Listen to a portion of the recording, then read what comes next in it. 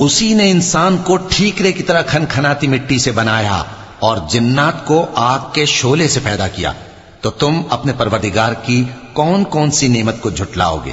وہی دونوں مشرقوں اور دونوں مغربوں کا مالک ہے، تو تم اپنے پروردگار کی کون کون سی نعمت کو جھٹلاؤ گے؟ اسی نے دو دریا رواں کیے جو آپس میں ملتے ہیں، مگر دونوں میں ایک آڑ ہے کہ اس سے تجاوز نہیں کر سکتے، تو تم اپنے پروردگار کی کون کون سی نعمت کو جھٹلاؤ گے؟ ان دونوں دریاؤں سے موتی اور مونگے نکلتے ہیں، تو تم اپنے پروردگار کی کون کون سی نعمت کو جھٹلاؤ گے؟ اور جہاز بھی اسی کے ہیں جو سمندر میں پہاڑوں کی طرح اونچے کھڑے ہوتے ہیں، تو تم اپنے پروردگار کی کون کون سی نعمت کو جھٹلاؤ گے؟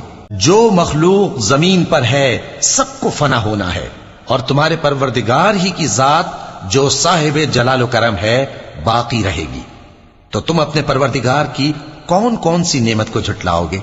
آسمان اور زمین میں جتنے لوگ ہیں سب اسی سے مانگتے ہیں، وہ ہر روز کسی نہ کسی کام میں ہوتا ہے، تو تم اپنے پروردگار کی کون کون سی نعمت کو جھٹلاؤ گے؟ اے دونوں جماعتوں، ہم ان قریب تمہاری طرف متوجہ ہوتے ہیں، تو تم اپنے پروردگار کی کون کون سی نعمت کو جھٹلاؤ گے؟ اے گروہ جن و انس، اگر تمہیں قدرت ہو کہ آسمان اور زمین کے کناروں سے نکل جاؤ تو نکل جاؤ، اور زور کے سوا تو تم نکل سکنے ہی کہ نہیں، تو تم اپنے پروردگار کی کون کون سی نعمت کو جھٹلاؤ گے؟